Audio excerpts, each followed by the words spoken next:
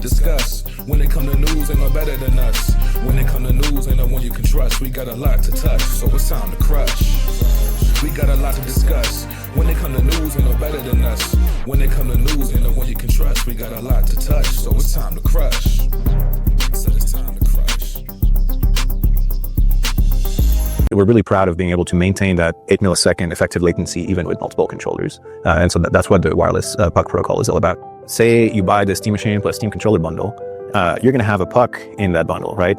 And the Steam Machine already includes the receiver in it. So then it opens some interesting options like the one we're demoing here, where you have the puck by the couch and you can just use it like a charging station while the controller is connected wirelessly. But what I expect a bunch of people will do is they'll connect the puck to their desktop computer, and the pairing information will be on both, and you'll just be able to seamlessly switch the controller between your Steam Machine and the desktop PC you might have without needing to go into any UI or reprogram anything. The Steam Machine is also going to have a verified program. Our intent is that if you're using the Steam Machine and the controller together, you have essentially the same experience as the Steam Deck, where the Steam Store guides you to games that we know from testing that every part of the game will be playable with correct, acceptable performance, but also every dialogue, every feature of the game will be accessible with the controls that you have at your disposal. In fact, a lot of those testing, those test criteria will be common between Steam Deck and Steam Machine, because things like SteamOS compatibility, any sort of Proton bugs, that could be causing issues in the experience will be common across those platforms. But things like performance will be tested individually per product, and so we'll be able to tell you, if a new game that comes out on Steam that might not necessarily be a great experience on Steam Deck is going to be playable on Steam Machine.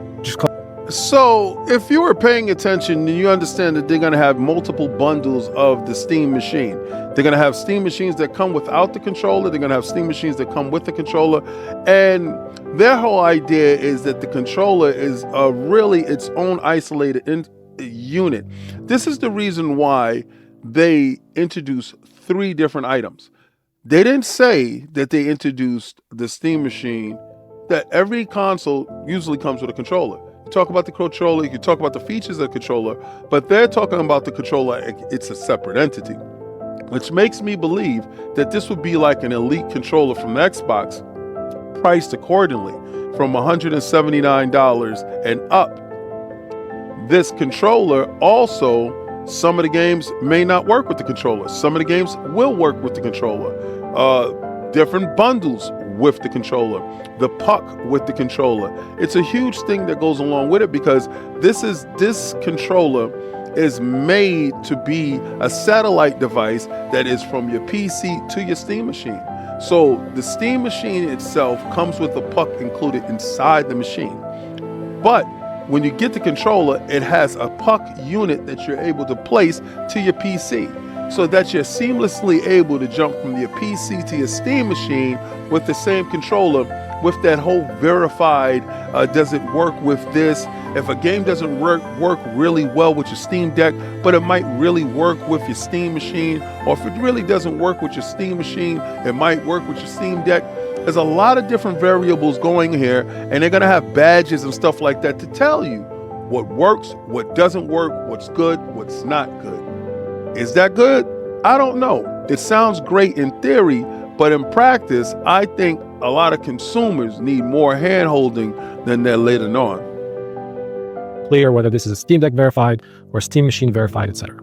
Definitely the pairing with Steam Machine aspect is as you could observe, it's a strong pairing, right? The experience is nice, and when you have all the controls that you need to play all the games on PC, and you can navigate through launcher screens, and you can easily do everything that you need to do, just like you could on, say, the Deck touchscreen or with the trackpads and so on. For sure, we think it's part of that experience, but for us, the Steam controller is, like, the scope of it is a little bit larger than that, because just like the first Steam controller was a great peripheral if you're just sitting at your desk and just wanted to lean back and play games that were made for mouse and keyboard. I think there's a lot of people on a desktop PC that will get great use from the new Steam controller as well, because you might be playing games that are controller enabled, but now you're able to all tap to your desktop and interact with it in ways that you couldn't really, at least not as comfortably with other controllers, right? And similarly, there's a lot of remote play use cases where you might enjoy the extra inputs, or just being able to just have higher performance aiming, and responsiveness. So I think for us, a next generation Steam controller that not only was able to play all the games on PC, but also had the approachability of a regular controller is something we had been thinking about. And I was like, we did it in the Deck, and for us that really showed that it was possible, just the same as a lot of these other things that we've discussed around Steam Machine and all that.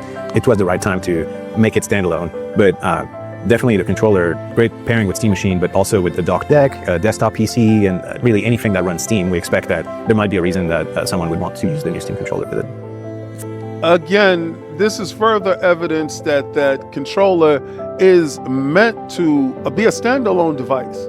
It's a device that even if you aren't using the Steam Machine or the Steam Deck or Steam itself, they want that controller to be your default controller for your PC, maybe give you extra navigational idiosyncrasies that you're able to tap into, like if you're navigating your browser or whatever.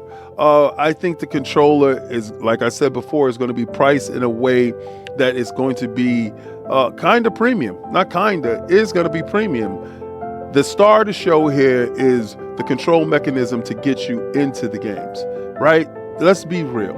Any good controller worth its weight in salt, be it a Nintendo 64 controller where you first had your analog, and then you had the Sega Knights controller where they had dual analog stuff there, and that brought that stuff over to the original Duke controller, and then you had the PlayStation controller with the analogs and the clicking in, and control is key.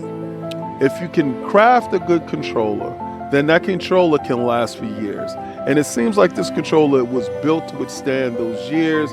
I think the controller is an interesting device. Now, in theory, all of this stuff sounds great in theory, but in practice, we're talking about practice, folks, and I'm looking forward to see what it does in practice when we get it, right? We need to have the controller at home in order to delve deeper into what the controller can actually do. Is it something that we are looking forward to? Is it something that actually works? If it does or if it doesn't, let me know once you get it. We don't know the price points, and I believe the controller is going to be the main thing that bumps up the price when it comes to getting yourself a Steam machine, because they're talking about it like this thing is the second coming, and I personally am kind of shocked that nobody's picking up on this, and nobody picked up on the fact that they're going to have separate bundles with and without the controller.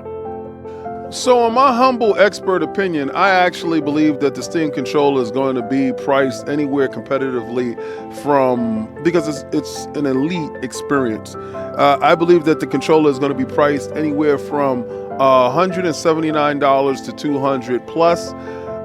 And I get a lot of pushback on that because people I see messages left there, and you guys leaving messages believing that the price of the controller will be cheaper. That could be further from the truth. Couldn't be further from the truth, because the original Steam controller actually was retailing at $150. So I believe that due to inflation, due to the cost of components and stuff like that, that Steam controller and the positioning of the company, they want that Steam controller to actually replace keyboard and mouse. They want that to be the main input device that you do use. I believe that that price of the controller, based on all the components and everything that's inside the controller, will be and it's equal in price and scope to what an elite controller would be from all consumers, right? I mean, from all manufacturers, from Nintendo, from Microsoft, and from PlayStation. Their elite controllers range in that price range. So again, the market has dictated so. I believe that that controller will be from $179 to $200 plus.